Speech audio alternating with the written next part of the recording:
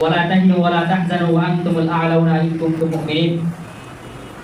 ইসলাম দেশ মানবতার তন্ত্র প্রহরী ইসলামী ছাত্র আন্দোলন বাংলাদেশ আজকে গাজীপুর জেলা সম্মেলনে আয়োজিত আজকের এই সম্মেলনে সম্মানিত বিপ্লবী সভাপতি মোহাম্মদ আরাফাত হোসেন অনিক ভাইয়া উপস্থিত আছেন। গাজীপুর জেলার গণ্যমান্য এবং যোগ্য দায়িত্বশীল বৃন্দ উপস্থিত রয়েছেন আমার সামনে।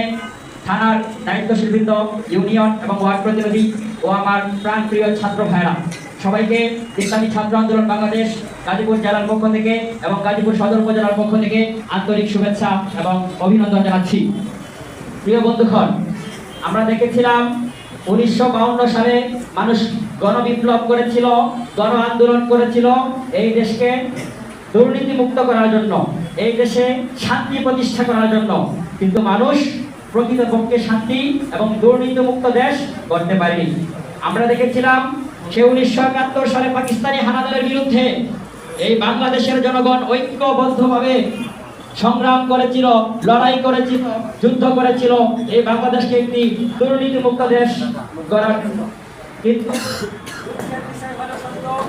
বাংলাদেশকে একটি দুর্নীতি মুক্ত দেশ আমরা উপহার দিতে পারিনি।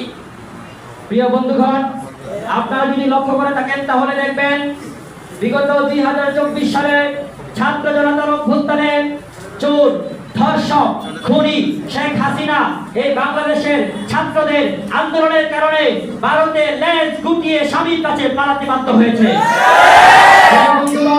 পরিষ্কারভাবে বলতে চাই, এই বাংলাদেশ যদি আবার দুর্নীতিবাজরা দখল করতে চায়, এই বাংলাদেশ যদি আবার সেই বিচারপতি মানিক দখল করতে চায়, এই বাংলাদেশ যদি আবার সেই দুর্নীতিবাজ, ধর্ষক, লুটপাটদের হাতে চলে যায়, তাহলে 2024 সালের মতন আমরা ইসলামী ছাত্র আন্দোলন বাংলাদেশের পক্ষ থেকে পুরো বাংলাদেশে সবাই ঐক্যবদ্ধভাবে লড়াই করব, সংগ্রাম করব, আন্দোলন করব, বিপ্লব করব ইনশাআল্লাহ।